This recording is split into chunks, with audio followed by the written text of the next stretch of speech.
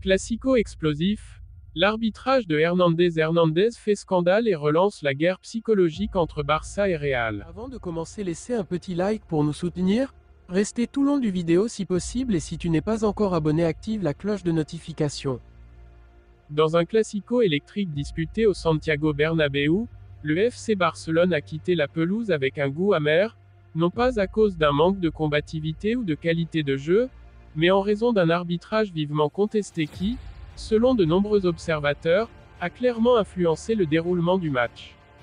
Au terme d'une rencontre haletante, où chaque action semblait peser lourd dans la balance du titre, les Catalans estiment avoir été trahis.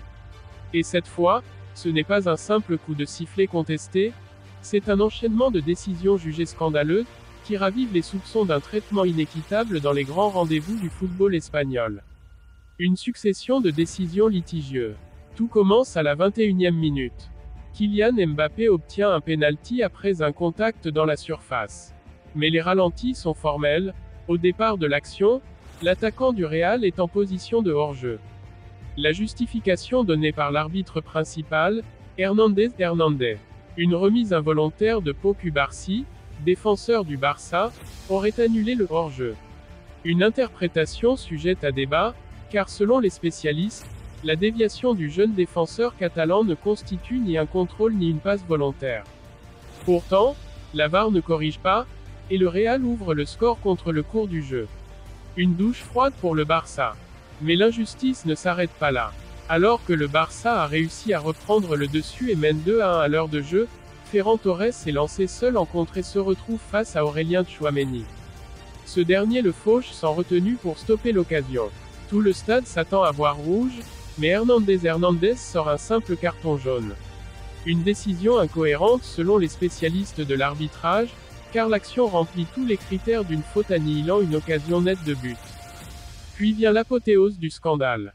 À la 88e minute, Ferran Torres, encore lui, arme une frappe puissante à bout portant dans la surface. Le ballon est clairement dévié du bras par Tchouaméni, dans une position qui ne souffre d'aucune ambiguïté. Le ralenti est sans appel, les mains sont décollées du corps. Et pourtant, silence radio de la VAR. Pas de pénalty, pas de révision. L'arbitre fait signe de continuer, provoquant un tollé sur le banc catalan et une indignation générale sur les réseaux sociaux. Une pression préméditée venue de Madrid. Mais ce classico ne s'est pas joué uniquement sur la pelouse. En coulisses, le Real Madrid semble avoir minutieusement préparé son terrain, au sens propre comme au figuré. Dans les jours précédant la rencontre, le club merengue a diffusé sur ses canaux officiels une vidéo très polémique visant directement l'arbitre désigné, Hernandez. On y voyait une compilation de ses erreurs passées contre le Real, accompagnée d'éléments pour le moins surprenants, des références à son adolescence, où il aurait été sympathisant du FC Barcelone, bien avant le début de sa carrière professionnelle. Un coup de pression médiatique que le Barça dénonce aujourd'hui ouvertement. Ce genre de campagne est inacceptable dans un football censé être équitable. Mettre ainsi en cause un arbitre en amont, c'est nuire à l'intégrité du match, a lâché un haut responsable blaugrana après la rencontre.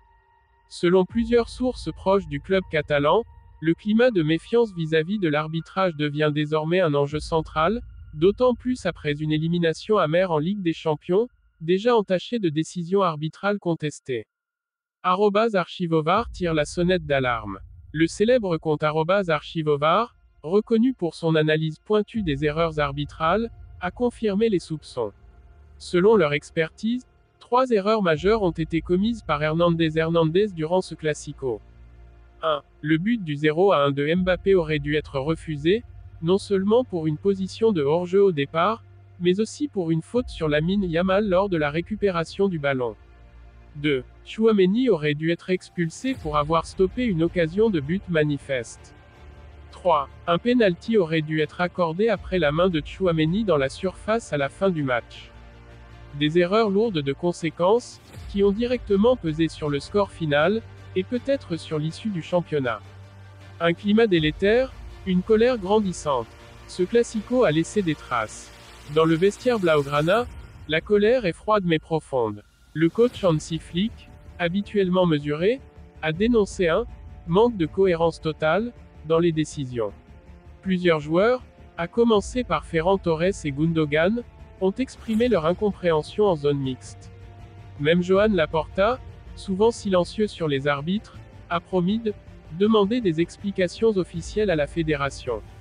Alors que la Liga entre dans sa dernière ligne droite, cette rencontre pourrait bien laisser une empreinte durable. Pas seulement dans la course au titre, mais aussi dans la confiance que les clubs, les joueurs et les supporters accordent à la justice sportive espagnole.